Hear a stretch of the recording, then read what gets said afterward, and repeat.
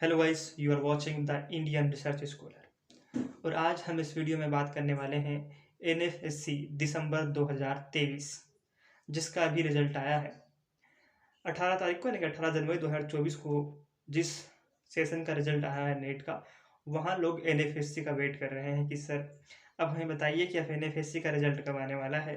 एक तो वो लोग हैं जो लगातार इसके लिए ट्राई कर रहे थे एनएफएससी के लिए, एक वो लोग हैं जो अभी पहली बार जिन्होंने नेट दिया है, वो भी लोग एनएफएससी का वेट कर रहे हैं जिनका जेआरएफ नहीं हो पाया है। दरअसल मैं इस वीडियो में मानकर चल रहा हूँ कि आपको एनएफएससी के बारे में जो बेसिक जानकारी है वो होगी। अगर नहीं है तो आप वीडियो में कमेंट्स करके बता दीजिएगा। मैं आपको एक नई वीडियो बनाकर वो तमाम बेसिक जानकारी, जो इन्फॉर्मेशन उनके बारे में क्या है, कितनी मिलती है, कैसे मिलती है, कितना एचआरए मिलता है, कब आता है, ये तमाम जानकारी आपको दे दूंगा।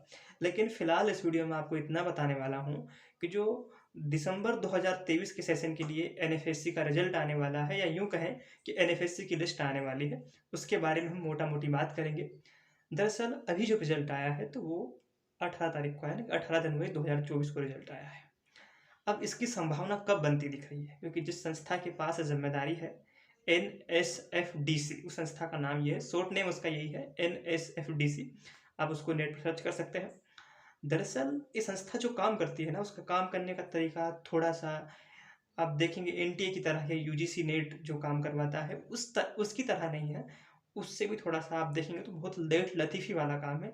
बहुत टाइम लेती हैं चीज़ें यहाँ पर। आप देखेंगे कि जून 2023 का जो लिस्ट आई थी उसका अभी तक अवार्ड लेटर नहीं आया, उसके भी तकरीबन 2 महीने हो गए हैं, लेकिन वहाँ अभी तक अवार्ड लेटर नहीं आया है।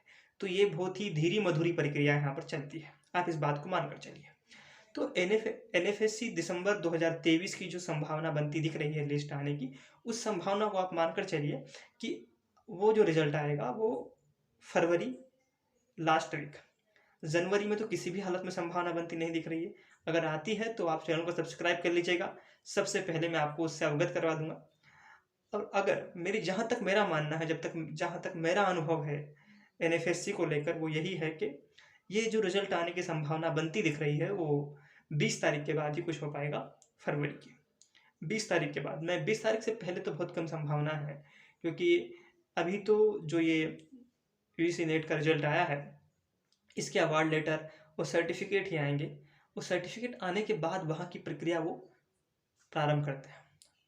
अब उनकी प्रोसेस बहुत धीरी मधुरी होती है और बहुत धीमे गति से वो काम करते हैं।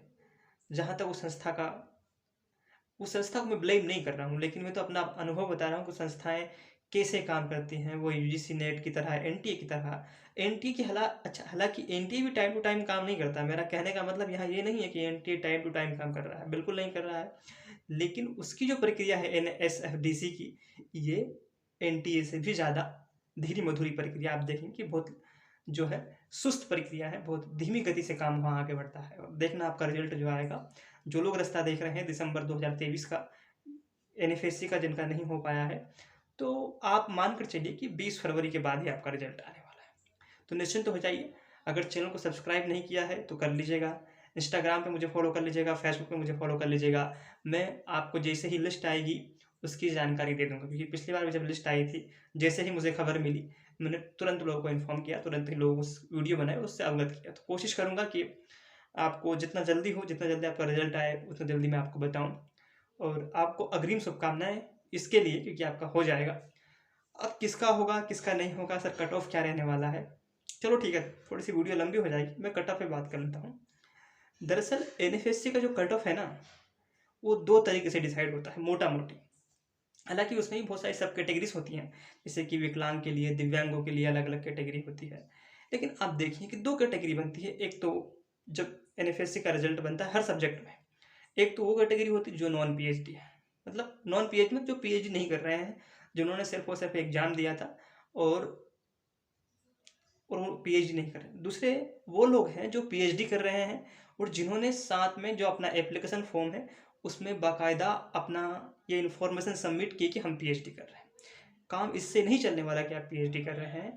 आपको जो यूजीसी नेट का आपने एप्लीकेशन फॉर्म भरा था उसमें अगर आपने जानकारी दी है कि हाँ मैं पीएचडी कर रहा हूँ या कर रही हूँ, तो ही आपको उसका लाभ मिल पाएगा। अब मैंने क्या कैटेगरी बताई आपको, 2 कैटेगरी मोटे तौर पर। इसमें भी पीएचडी लोग, एक वो लोग जो पीएचडी कर रहे हैं, दूसरे वो लोग जो नॉन पीएचडी जो पीएचडी नहीं कर रहे हैं। तो अब कट ऑफ को देखिए कि जो जो लोग पीएचडी कर रहे हैं ना, उनका लगभग लगभग हो जाएगा।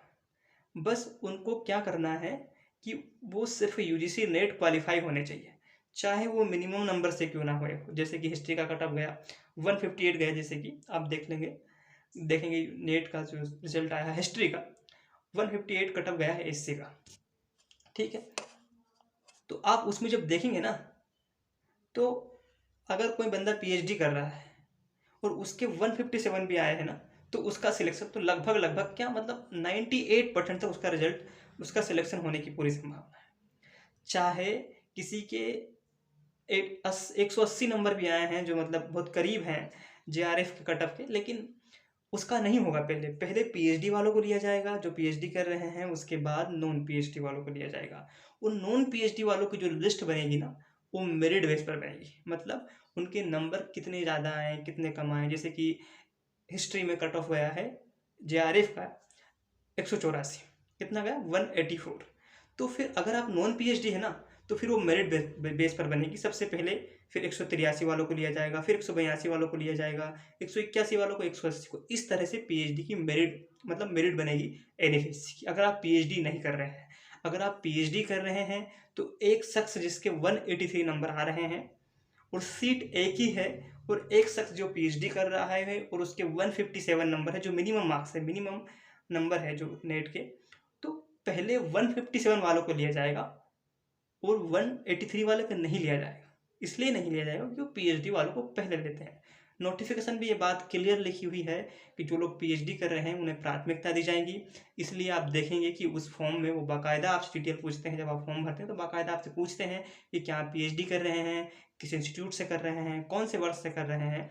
और जब आप पीएचडी कर रहे हैं तो फिर आपको ये फेलोशिप मिलने की संभावनाएं बहुत अधिक हो जाती है। मेरा मानना है कि 98 नहीं 99% तक जो लोग पीएचडी कर रहे हैं और जिनका नेट में इस बार सिलेक्शन हो गया है, उनकी पूरी पूरी संभावना है कि उनका एनएफएससी में हो जाएगा। एनएफएससी में बारे में बता दूं कि एनएफएससी में सारी सुविधाएं वही मिलती है जो जेआरएफ में मिलती है। उतना ही पैसा मिलता है, उतना ही एचआरए मिलता है, उतनी ही फेलोशिप मिलती है, उतने ही टाइम में एक्टिवेट हो जाती है। लेकिन खास बात यह है कि जो जेआरएफ अवार्ड लेटर आएगा पीएचडी वालों के लिए, मतलब जिन लोगों ने डिटेल डाल करके ना कि हम पीएचडी कर रहे हैं और पीएचडी के बेसिस पे ही उनका इस एनएफएससी में हुआ है, तो उनके जेआरएफ अवार्ड लेटर की वैलिडिटी मात्र 3 महीने है। मतलब 3 महीने के अंदर आपको इंस्टीट्यूट लेवल पर जो है कि वो प्रोसेस जो होती है डॉक्यूमेंट सबमिशन की, वो पूरी करनी है आपको, ठीक है। मतलब डॉक्यूमेंट लेवल जो इंस्टीट्यूट लेवल की जो पूरी प्रक्रिया है उसको आपको जल्दी पूरा करना है। दूसरी चीज़ ये है कि जो लोगों का